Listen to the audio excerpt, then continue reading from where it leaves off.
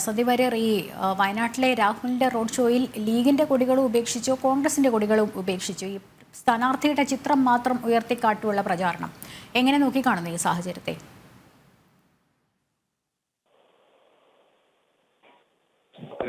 സംബന്ധിച്ചിടത്തോളം അതാത് പാർട്ടികളുടെ കൊടികൾ എന്നുള്ളതൊരു വികാരമാണ്.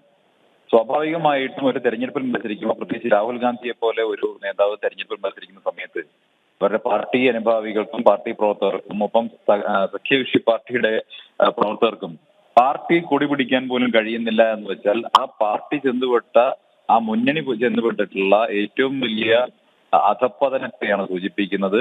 അത് മാത്രമല്ല, ഇവിടെ മുസ്ലിം ലീഗിന്റെ കൊടിയെടുക്കാൻ മുസ്ലിം ലീഗിന്റെ പ്രവർത്തകരോട് മുസ്ലിം ലീഗിന്റെ കൊടി കൊണ്ടുവരരുത് എന്നുള്ള നിർദ്ദേശം നൽകി കോൺഗ്രസ് എന്നാണ് മനസ്സിലാകുന്നത്. അപ്പൊ സ്വന്തം പാർട്ടിയുടെ കൊടി പിടിക്കാൻ പോലും ഗതിയില്ലാത്തവരായി മുസ്ലിം ലീഗിന്റെ പ്രവർത്തകർ മാറിയിരിക്കുകയാണ്. മുസ്ലിം ലീഗിന്റെ പച്ചക്കൊടിയെടുത്ത് താമരശ്ശേരി ചുരത്തിൽ കളഞ്ഞതിന് ശേഷം മാത്രം വയനാട്ടിലേക്ക് വന്നാൽ മതി എന്ന നിർദ്ദേശമാണ് ലീഗ് പ്രവർത്തകർക്ക് കോൺഗ്രസ് കൊടുത്തിരിക്കുന്നത്.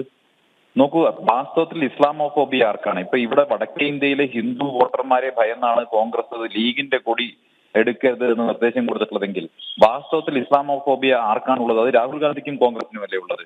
ഇത് മുസ്ലിം ലീഗ് പ്രവർത്തകരെ സംബന്ധിച്ചോളം വലിയ അപമാനമാണ്. തീർച്ചയായിട്ടും അവർ ഇത്രയും കാലം UDF-ന് വേണ്ടി വിറക് കോരുകയും വെള്ളം കോരുകയും വിറക് വെട്ടുകയും ഒക്കെ ചെയ്തവരാണ്.